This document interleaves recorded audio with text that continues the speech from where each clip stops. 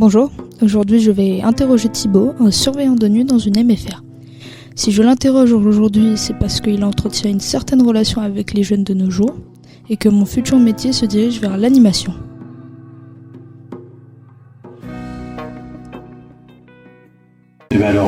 Moi c'est Thibaut, je suis animateur surveillant de nuit donc à la MFR et donc mon travail ça consiste à vous proposer des animations le soir, donc le mardi et le mercredi pour votre plaisir, vous faire décanter un peu de votre journée de travail et puis nouer des liens entre vous qui permettent de vous permettre de bien vous intégrer, de bien s'intégrer dans l'enceinte de l'établissement, de comprendre qu'effectivement la MFR est une seconde maison. On est un peu là pour créer des liens et vous accompagner au mieux dans votre scolarité. Et la surveillance le soir, une fois que vous êtes à l'internat, s'assurer que tout va bien, qu'il n'y a pas de conflit. Si jamais vous avez des questions, des soucis, on est là pour vous, que ce soit moi ou la collègue. Moi j'étais déjà élève il y a 10 ans de ça, donc je connais un peu l'envers du décor, si je peux dire.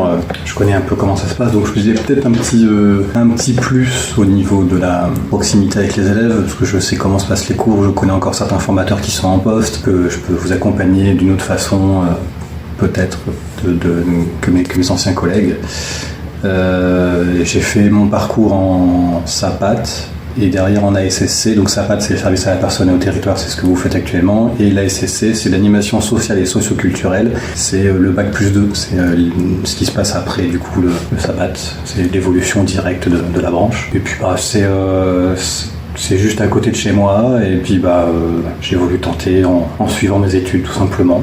Voilà, tester un peu, me mettre à l'épreuve de moi-même, entre guillemets, me mettre aussi à charge d'autonomie et de responsabilité. Là, j'ai commencé le 6 janvier donc 2025, ça fait à peu près 1 an et demi là maintenant. Vous accompagnez au mieux dans votre scolarité et votre quotidien. Vérifiez que tout se passe bien et que vous vous sentiez bien et en sécurité dans la MFR, que vous ayez envie au moins de finir votre scolarité. Que tout se passe bien. Et effectivement, vous accompagnez encore une fois comme une seconde maison, que vous ne soyez pas dégoûté de venir à l'école, quoi. Alors j'ai 32 ans, je n'ai pas d'enfants, donc je dois avoir un regard différent de mes collègues qui ont sûrement eux des enfants, et peut-être des élèves des collègues qui sont un peu plus âgés, qui ont peut-être un peu plus d'expérience que moi. Dans l'ensemble, je dirais que ça va. Il y a des fortes têtes, il y a des cas des fois où je ne peux malheureusement rien faire parce que je n'ai pas les qualifications nécessaires. Je suis que, entre guillemets, animateur surveillant de nuit, je ne suis pas éducateur spé, je ne suis pas médecin, je ne suis pas infirmier non plus, donc je peux pas non plus avoir réponse à tous les mots. Mais dans la globalité, j'ai quand même un lien assez fraternel, entre guillemets, avec les élèves. Je suis un peu office de grand frère ou de tonton de remplacement. Je vais pas prendre la place du papa ou de la maman, mais c'est un peu ça le sujet. On est avec Corinne, on est un peu effectivement les parents de substitution. Ça arrive des fois que certains élèves viennent me parler de leurs soucis. Alors soit c'est des soucis de cœur et on discute un petit peu et puis ça passe. Soit c'est des soucis un peu plus compliqués, donc soit c'est des soucis de santé ou des soucis familiaux, et là j'ai pas non plus réponse à tout. Et j'essaye au mieux de relativiser, d'essayer de les accompagner et de les aider un peu à surmonter les épreuves, mais je fais au mieux. Ça dépend de la détresse, mais dans la globalité, on prend note de sa demande.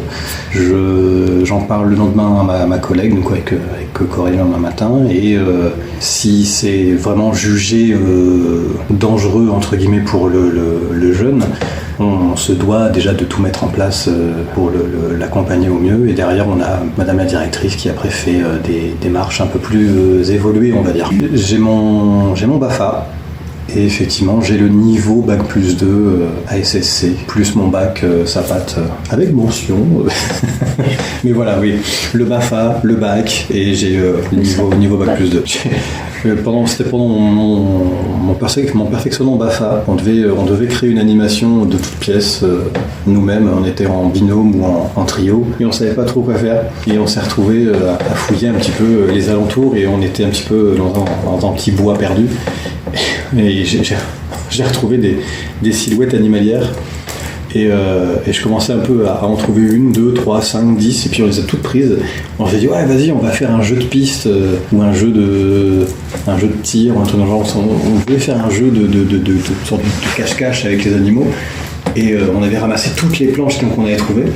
Et le lendemain, on s'est quand même fait enguirlander par le maître du stage parce que c'était des cibles pour les chasseurs. Alors, de mon point de vue, c'est important parce que niveau éducation, je trouve que la société lâche prise, entre guillemets. Hein, je n'en parle jamais assez, mais j'ai déjà vu le film Idiocratie, qui date de 2006, un truc dans le genre, donc ça fait 20 ans. Et là, on est en plein dedans, en fait. Les gens deviennent de plus en plus stupides, ils sont accaparés par des vidéos qui sont beaucoup trop courtes et beaucoup trop débiles pour ce que c'est. Les gens perdent les notions de savoir-vivre, de savoir-être, d'entraide, d'humanité. Les gens ne savent plus écrire, ne savent plus parler, ça devient compliqué. Alors même moi qui cherche des fois mon vocabulaire ou qui fait parfois des fautes d'orthographe ou de grammaire, ça m'arrive. Il y a quand même une grosse problématique là-dessus. On a un déficit intellectuel et humain. Je trouve que ça reste important dans l'éducation de la nouvelle génération qui arrive, parce que sinon on fonce droit dans un mur. C'était Nolan Castanon, je vous remercie d'avoir écouté ce podcast. Ceci était pour un projet, pour mon futur. Je vous remercie énormément de l'avoir écouté, cela me donne énormément de force. Merci et au revoir.